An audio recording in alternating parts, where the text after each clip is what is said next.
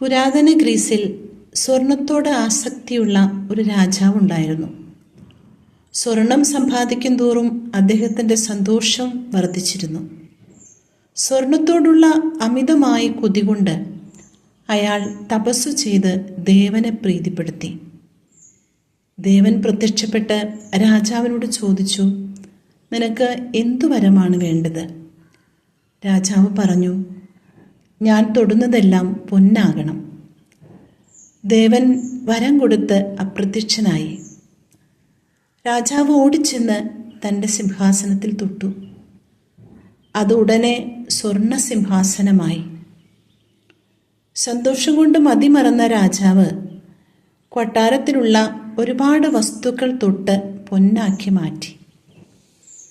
കുറെ ഓടി നടന്നപ്പോൾ രാജാവിന് വിശന്നു. തീന്മേശയിലെ ഭക്ഷണത്തിനടുത്ത് ആർത്തിയോടെ എത്തിയ രാജാവ് ഭക്ഷണം കഴിക്കാനെടുക്കവേ പെട്ടെന്ന് അതും പൊന്നായി മാറി. വിശപ്പുകൊണ്ട് രാജാവ് അവശനായി. അതിനിടെ തൻ്റെ അടുത്തേക്ക് ഓടി വന്ന കൊച്ചുമകളെ ആശ്ലേഷിക്കവേ കുട്ടിയും സ്വർണമായി മാറി. കൊച്ചുമകളുടെ ജീവൻ നഷ്ടപ്പെട്ടത് രാജാവിനെ കൂടുതൽ അസ്വസ്ഥനാക്കി.